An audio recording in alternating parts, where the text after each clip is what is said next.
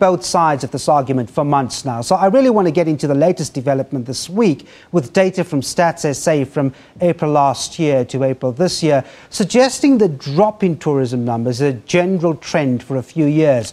You've called those stats bogus. Tell us why. Good afternoon.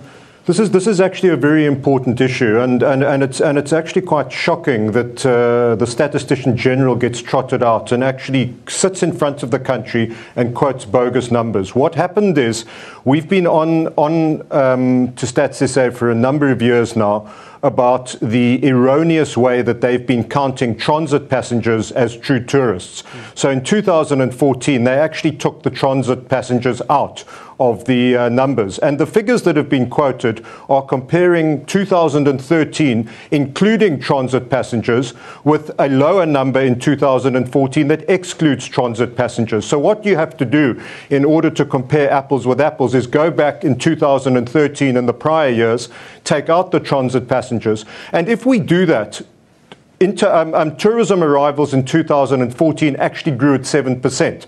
And in terms of, and that's from all destinations. Overseas arrivals, up until August, which is when these visa regulations were introduced, increased by 5.6%.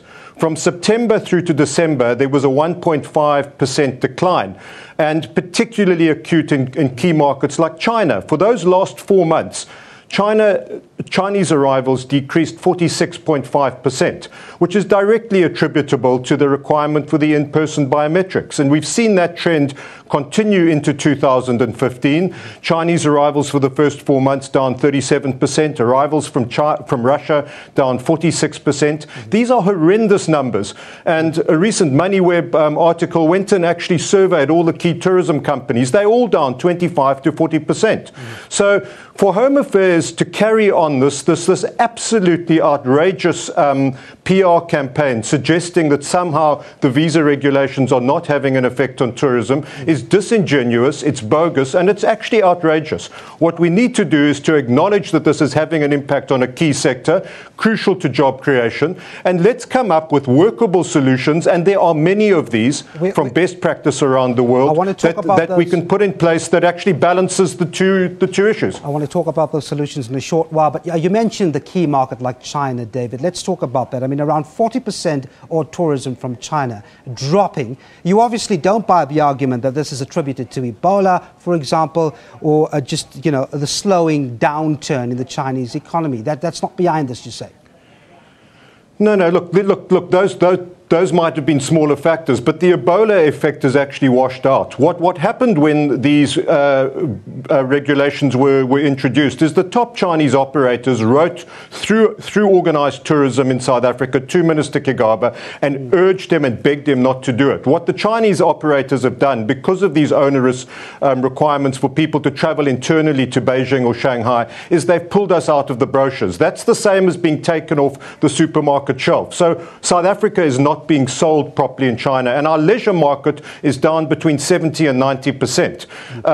The awful irony is that Home Affairs have still not put a single biometric machine in place, so that they're requiring FIT travelers to make this arduous journey within the country. But when they get there, we're not capturing any biometric data, so they're not in a position to implement their own regulations. So surely sense should prevail, and we should actually suspend these, until you're actually able to do it, but far more competitive and a far more balancing act would be to capture biometrics on arrival, as they do in Tanzania, Kenya, Senegal, and countries like Abu Dhabi. So in doing so, we deal with a security issue, but we don't decimate a key sector. Okay, so David, I want to get one question in before we break very quickly. I mean, if you look at your affiliates and those aligned to your body, I would think a good measure would be to see how they are doing economically. I would have thought that with a weak rand,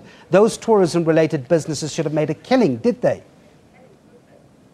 Well, clearly they haven't, because the these sort of visa regulations in those markets have actually had an impact. And obviously the birth certificates have only come in on the 1st of June. But we already see a key barometer for us is the IATA all ticketing data into South Africa. That's the revenue from every destination on the planet into South Africa, and it's down 26% for June.